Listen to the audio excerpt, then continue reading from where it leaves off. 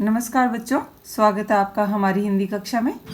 तो आज हम हमारी हिंदी की कक्षा में करेंगे कक्षा 11वीं की जो आरोह पुस्तक है उसका काव्यखंड। काव्यखंड में आज हम करेंगे सुमित्रा नंदन पंत जी के द्वारा लिखी कविता वे आंखें। पंत जी का जीवन परिचय हम पहले ही कर चुके हैं और उनके द्वारा जो लिखी गई कविता है वे आंखें, उसका सरलार्थ हम आज करेंगे। वे आंखें कविता में पंत जी ने एक किसान के जीवन की जो समस्याएं आती हैं, उसके जीवन में जो कष्ट पीड़ाएं वो सहन करता है, उसके बारे में उन्होंने बताया है। तो आइए शुरू करते हैं कविता का सरलार्थ। अंधकार की गुहा सरीखी उन आंखों से डरता है मन, भरा दूर तक उनमें दारुण दैन्य दुख का नीरव रोदन। यहाँ कवि बात कर रहे हैं किसान के बारे में कि किसान के जीवन के जो दुख तकलीफें हैं उसकी आंखों में दिखाई देते हैं। और यहाँ कवि उन्हीं आंखों के बारे में बात करते हुए कहते हैं कि अंधकार की गुहा सरीखी, गुहा मैंने गुफा, कि जो किसान की आंखें हैं वो एक गहरे अंधकार की गुफा जैसी है। जिस प्रकार घनी अंधेरी गुफा में झांकते हुए मन डरता है, उसी प्रकार किसान की आंखों में उसके दुख तकलीफों को देखते हुए डर लगता है। भरा दूर तक उनमें दारुण दैन्य दुख का नीरव रोदन, क्योंकि उसकी आंखों में, किसान की आंखों में उसके जीवन के जो भयानक दुख तकलीफ है जो उसने अपने जीवन में सहे हैं और जिनको वो चुपचाप सहन कर रहा है, जिनका वो चुपचाप रोना सहन कर रहा है, उसको देखकर बहुत ही मन घबराता है। देखिए दोबारा करते हैं। कवि कह रहे हैं कि किसान की जो आंखें हैं वो घनी अंधेरी एक गुफा के समान है। जिस प्रकार गुफा को देखते हुए, गुफा के अंदर झांकते हुए मन डरता है, उसी प्रकार किसान की आंखों में उसका दुख तकलीफ देखकर मन को डर लगता है, क्योंकि भरा दूर तक उनमें दारुण दैन्य दुख का नीरव रोदन, नीरव मतलब चुपचाप, रोदन रोना, क्योंकि किसान की आंखों में जो उसके जीवन में भयानक कष्ट और दुख उसने सहन किए हैं, उन दुखों पर वह चुपचाप होकर रो रहा है, उसका रोना दिखाई दे रहा है। वह स्वाधीन किसान रहा, अभिमान भरा आंखों में इसका, छोड़ उसे मंझदार आज संसार कगार सदृश वह किसका। आगे कभी बात करते हैं किसान के बारे में कि वह स्वाधीन किसान रहा, कि यह किसान कभी स्वाधीन था, किसी के अधीन नहीं था। जिसकी आंखों में आज इतने दुख तकलीफ दिखाई दे रहे हैं, यह किसान कभी स्वाधीन था, वो अपने खेतों का स्वयं मालिक था। अभिमान भरा आंखों में इसका, और इसकी आंखों में अभिमान दिखाई देता था, उसे अपने खेतों पर, अपने काम पर गर्व होता था। छोड़ उसे मझधार आज संसार कगार सदृश वह किसका, और आज उसकी जो कष्ट, उसके जो तकलीफ है, उनको देखते हुए कवि बात कर रहे हैं कि जो ये संसार है उस किसान को बीच में ही छोड़कर अपनी तकलीफों के साथ एक किसके समान, कगार, कगार मतलब किनारा, सदृश मतलब समान, कि आज संसार किसान को उसकी तकलीफों के साथ बीच में ही छोड़कर रेत के किनारे के समान बहकर दूर चला गया है। अर्थात जो किसान के जीवन में जो दुख और तकलीफ है, उनको किसान जो झेल रहा है, उसमें संसार एक तरफ होकर तमाशा देख रहा है। तो ये तो हमारे पद थे। अब बात करते हैं हम इसकी। इसमें देखो गुहा सरीखी में उपमा अलंकार है, उपमा अलंकार है और अनुप्रास अलंकार तो है ही इसमें।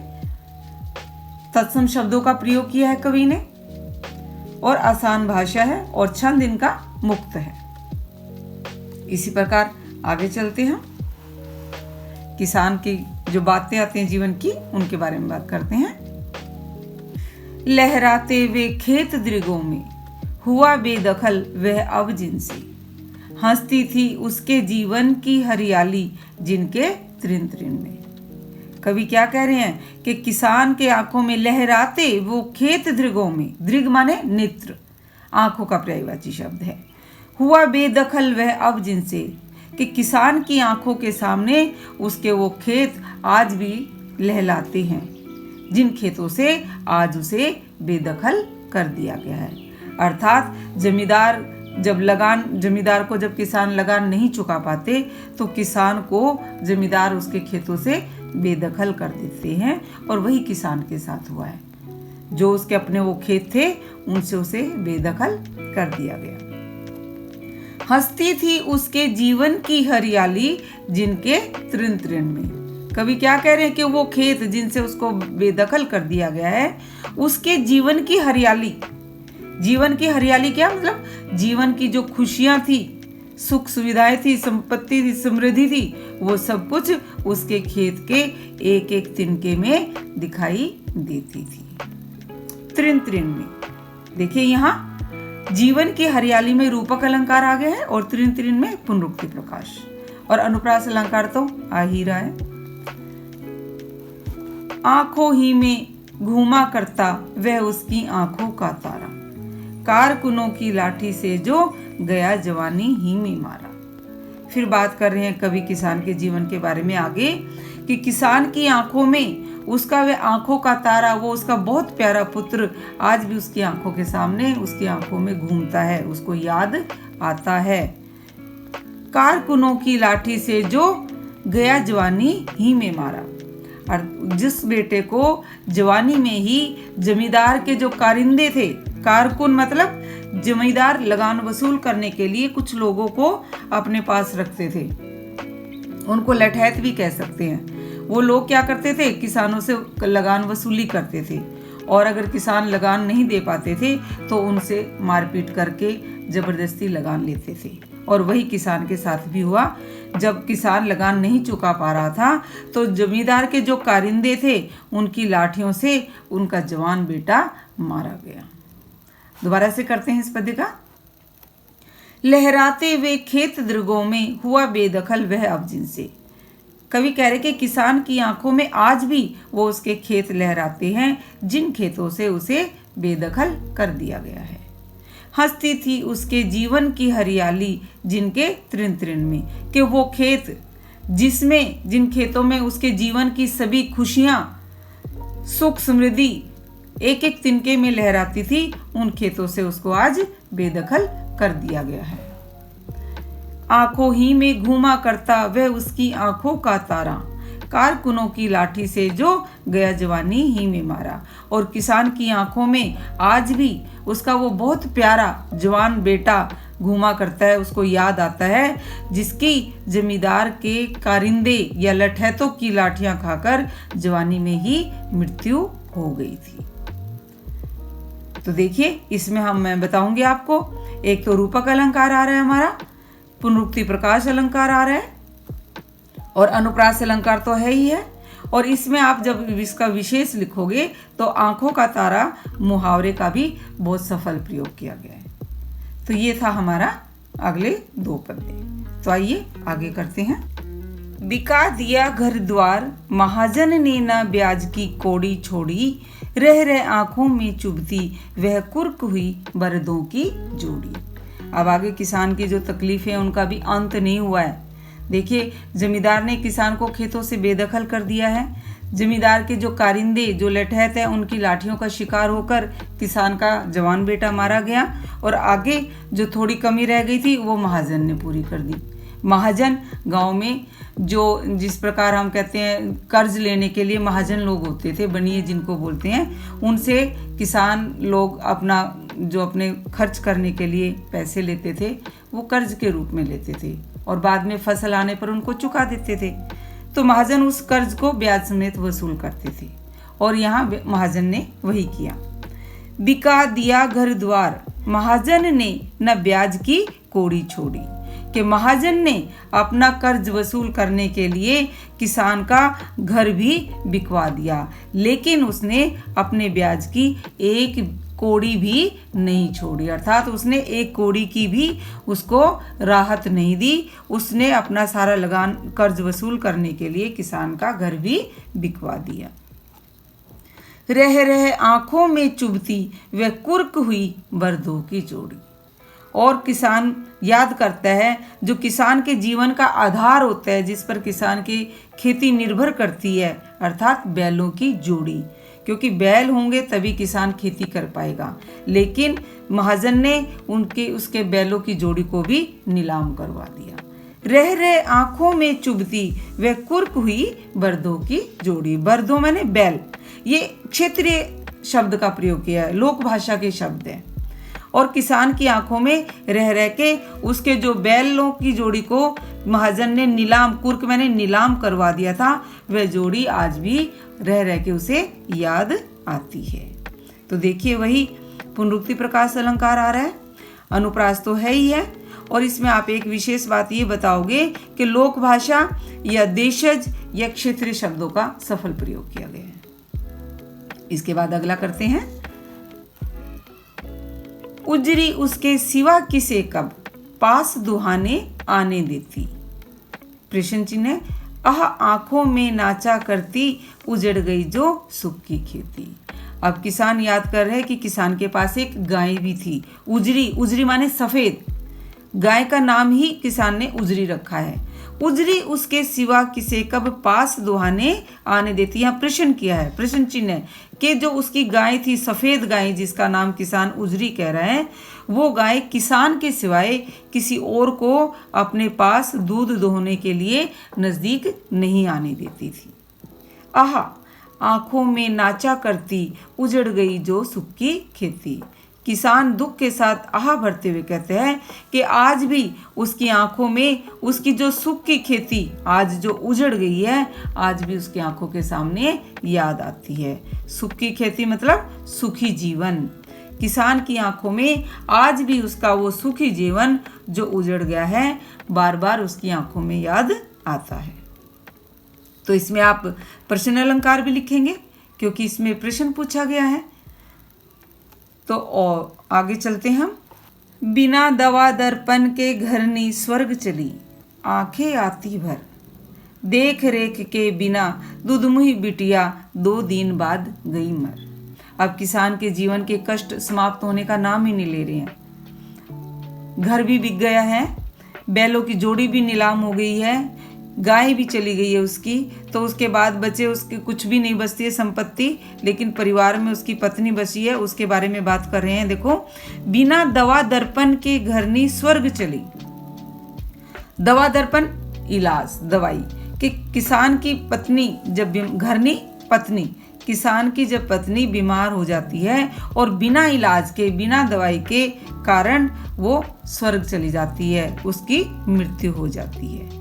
आंखें आती भर, और इस बात को याद करके किसान की आंखों में आंसू आ जाते हैं कि वो अपनी पत्नी का इलाज नहीं करवा पाया, पत्नी को दवा दारू नहीं दिलवा पाया।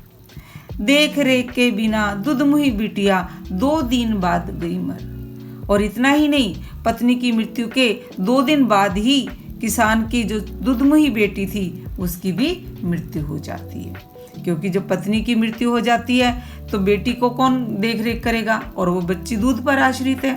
तो 2 दिन बाद ही बेटी की भी मृत्यु हो जाती है। घर में विधवा रही पतोहू, लक्ष्मी थी यद्यपि पति घातिन, पकड़ मंगाया कोतवाल ने, डूब कुएं में मरी एक दिन। यहाँ अत्याचार की चरम सीमा दिखाते हुए बता रहे हैं कवि कि किसान के घर में पत्नी की भी मृत्यु हो गई है, बेटी की मृत्यु हो गई है, बेटा पहले ही मारा गया था, सिर्फ केवल एक विधवा बहू बच गई। पतोहू मैंने पुत्रवधू। घर में विधवा रही पतोहू, कि अब घर में केवल विधवा पुत्रवधू ही बच गई थी। सब पूरे परिवार की मृत्यु हो गई थी, अब किसान और उसकी पुत्रवधू ही बची थी। लक्ष्मी थी यद्यपि पति घातिन। किसान के बारे में, पुत्रवधू के बारे में बताते हुए कवि कहते हैं कि जो पुत्रवधू थी किसान की, वो लक्ष्मी थी, लक्ष्मी के समान पूरे घर को संभाल रहा होता, उसने पूरे घर की देखरेख कर रही थी। यद्यपि पति घातिन, फिर भी समाज ने उसे पति की हत्यारिन कहा, क्योंकि उस समय में विधवा स्त्री पर लांछन लगाया जाता था कि वो पति की हत्यारिन है, अपने पति को खा गई। पति की हत्या का दोष विधवा पुत्रवधू पर लगाया गया। पकड़ मंगाया कोतवाल ने, डूब कुएं में मरी एक दिन। अब विधवा पुत्र वधू थी, उस पर कोतवाल माने थानेदार, एक पुलिस का, अब यहाँ पुलिस का अत्याचार दिखा रहा है कि उसकी जो विधवा पुत्र वधू थी उस पर जो थाने का थानेदार था उसकी बुरी दृष्टि थी, और उसी के कारण एक दिन थानेदार ने उसकी विधवा पुत्र वधू को पकड़कर अपने थाने में बुलवा लिया। डूब कुएं में मरी एक दिन, और थाने में बुलवाने के बाद उसका आत्मसम्मान नष्ट हुआ, चूर हुआ, तो उसी की शर्म में, उस शर्म में ही आकर उसकी जो विधवा बहू है वो कुएं में डूबकर मर गई। अर्थात जब थानेदार ने विधवा पुत्र वधू को जबरदस्ती थाने में बुलवाकर उसकी बेइज्जती की, उसका आत्मसम्मान नष्ट किया, तो विधवा पुत्र वधू कुएं में डूबकर मर गई। यहाँ देखिए जो लोक भाषा के शब्द है उनका प्रयोग किया गया है। खैर पैर की जूती जोरूं, ना सही एक दूसरी आती, पर जवान लड़के की सुध कर सांप लौटते फटती छाती। अब यहाँ पर आपको मैं बताऊंगी, बहुत ही महत्वपूर्ण पद्य है ये। इसमें कवि बात कर रहे हैं अपनी पत्नी के बारे में। खैर पैर की जूती जोरूं, क्या कह रहे हैं किसान, कवि कि किसान कह रहे कि खैर पत्नी की मृत्यु हो गई तो कोई बात नहीं, पत्नी तो पैर की जूती के समान होती है, ना सही एक दूसरी आती, कि एक नहीं रहती है तो कोई बात नहीं, हम दूसरी पत्नी ला सकते हैं। पर जवान लड़के की सुध कर सांप लौटते फटती छाती, लेकिन जब जवान बेटे की याद आती है कि जवान बेटा जवानी में ही मारा गया, तो उसका दुख किसान से सहन नहीं होते है, सांप लौटते, उससे वो दुख सहन नहीं होते और दुख के कारण उसकी छाती फटती है। अब इसके बारे में मैं आपको विशेष बात ये बताना चाहूँगी, इसमें जो कवि की स्त्री जाति के प्रति जो संकीर्ण सोच है वो आप जरूर बताओगे। यहाँ पर पंत जी ने स्त्री को, पत्नी को पैर की जूती के बराबर बताया है। जो जब आप विशेष इसका लिखेंगे तो इसमें आप बताओगे कि कवि की नारी जाति के प्रति संकीर्ण सोच दिखाई देती है, और मुहावरों का तो प्रयोग किया ही है, सफल मुहावरों का प्रयोग किया है, और अनुप्रास अलंकार इसमें बन रहा है। तो आइए अब करते हैं इसी कविता का अंतिम पद। पिछले सुख की स्मृति आंखों में क्षण भर एक चमक है लाती, तुरंत शून्य में गढ़ वह चितवन तीखी नोक सदृश बन जाती। अब यहाँ बात कर रहे हैं कवि किसान के, जब अपने पिछला जो सुखी जीवन उसका बीत गया है उसको जब याद करता है, स्मृति मतलब याद, आंखों में क्षण भर एक चमक लाती है, कि जो किसान का पिछला सुखी जीवन जो बीत गया है, जब किसान अपने उस सुखी जीवन को याद करता है तो एक क्षण के लिए उसकी आंखों में चमक आ जाती है, उसका मन खुश हो जाता है।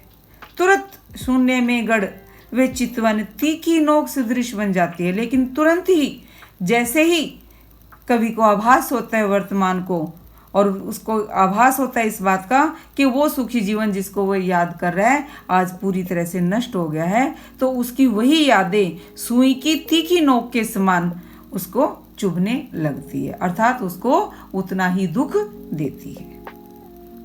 तो यहाँ भी आप इसको साहित्यिक शब्दों का इस्तेमाल किया गया है और अनुप्रास अलंकार है। तो यहाँ पर हमारी ये कविता पूरी हो जाती है।